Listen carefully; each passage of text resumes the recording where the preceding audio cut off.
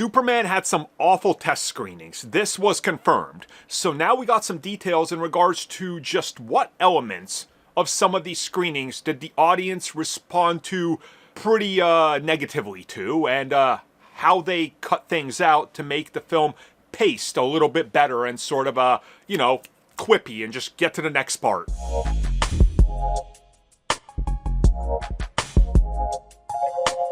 So I think most of you will recall that prior to the release of Superman, we had multiple screen tests that were done and verified for what would become the final cut of the film.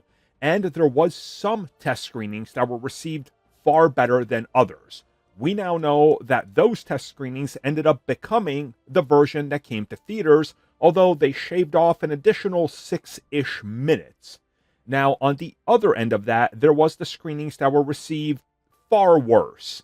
And now we've gotten some details in regards to what some of these screenings had as a part of it that was received rather negatively, or at least 1 degree. So this was, in fact, something the DC Studios removed, and it was title cards. So Superman starts with a exposition dump in regards to the world. Well, it followed with multiple title cards that reveal to us what happens each day during the course of the week as the film sort of builds up across 1 week. And a lot of people did not enjoy this when watching the series of events unfold because, as we learned, some of these different cuts of the film were positioned as sort of mini episodes, and every time you saw one of these title cards, it essentially faded to black, fades in, we get the title card, and then the action unfolds. And as we reported here, and it was confirmed, it felt like it was like 5 or 6 TV series episodes stitched together, and that they didn't have as much of a flow. So they removed all this, and then, obviously, they went back to the editing room floor, they cut out some more elements, they went without the title cards, they made the film snappier and moved together a little better, and that's the theatrical cut. And that's cool to just kind of learn the process and what exactly was cut.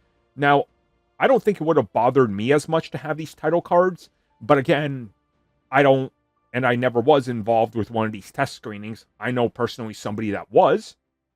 He said he didn't mind it, but he's a hardcore comic book fanboy. So what do I know in regards to how the general audience is going to respond, you know? So it's very cool to get sort of a peek behind the curtain of what happened and what version was scrapped.